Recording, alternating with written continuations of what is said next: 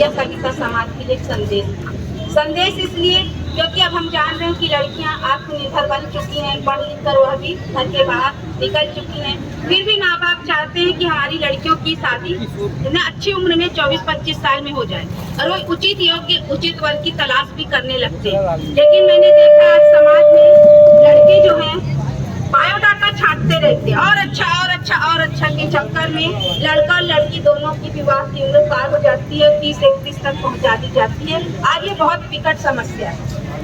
हमारी लड़कियां कोई वस्तु नहीं वरन लड़कों की तरह इंसान है। उनकी स्वयं की एक सोच व पहचान है, उन्हें भी चाहिए मुकम्मल जहान। प्रसंग कुछ यूँ है, दो परिवारों के बीच विवाह की बात चल रही है। मेरी भतीजी मधु मालती को देखने लड़के वाले आए।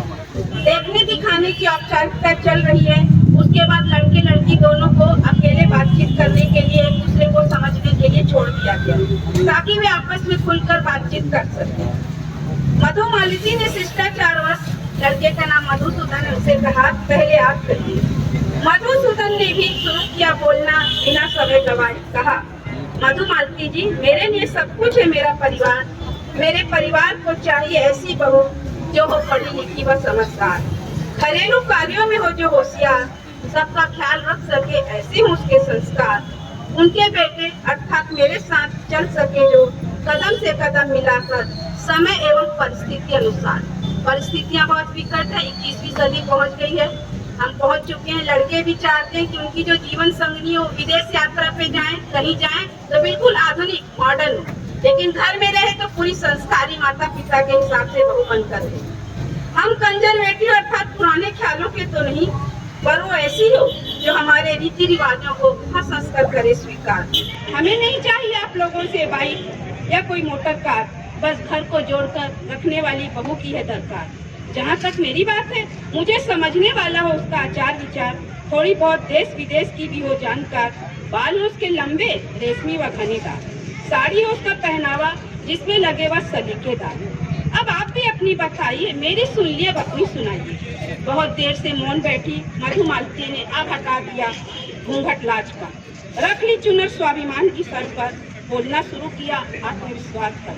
कहा, मधुसूदन जी, मेरे लिए मेरी ताकत है मेरा परिवार, दामाद नहीं, दामाद रूप में एक बेटा पाने को मेरा परिवार है बेकरार, जो हो आधुनिक संस्कारी व समझदार, हर सुख दुख में उनके साथ खड़े हो सके बारंबार, एहसान जताए बिना हर पल साथ देने जो रहे तैयार। उनकी बिटिया अर्थात मेरे साथ घरेलू कामों में मदद के हो जिसके विचार व संस्कार, अपनी व पत्नी के बीच सेतु बने ना कि दीवार, उनकी दुलारी को समझे जो अर्धांगिनी ना कि कोई केयरटेकर लाचार।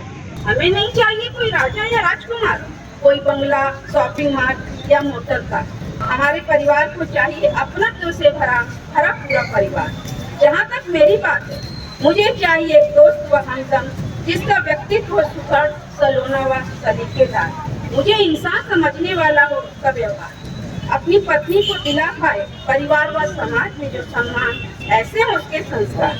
मुझे अपनी पहचान, अपने अस्तित्व से स्वयं से भी ज्यादा प्यार है, सरनेम बदलना या न बदलना इसका भी वह दे मुझे अधिकार, क्योंकि हम और आप पढ़े लिखे हैं। परिवार, समाज, राष्ट्र के विकास में ऐसी पहल और शानदार, विवाह का सारा खर्च आधा आधा बांटे दोनों परिवार, हर बात सिर झुकाकर मान्य को ही न समझे वह संस्कार, सही को सही गलत को गलत कहने में न हो वह दब्बू व लाचार, असल मायने में वह हो कुछ नारीत्व लिए शिव शंभु जैसा अर्धनारीश्वर का अवतार। मधु मालती के चुप होते ही जहाँ और छा गई शांति, कहीं दूर सभ्यता का तराजू मंद मंद मुस्कुराया, क्योंकि मिट गई भ्रांति। लड़की छाटने के चक्कर में लड़के कर देते हैं अपनी उम्र पार, फिर कैसे मिलेगी उन्हें कोमल कचनार। बीत गया वह समय जब ब्याह दी जाती थी कोमल सुकुमारियां किसी बड़े उम्र के वर के साथ। अब तो लड़कियां भी उम्र के पीछे करने लगी हैं तकरार, उन्हें चाहिए अपना जीवन साथी, अपना ही जोड़ीदार।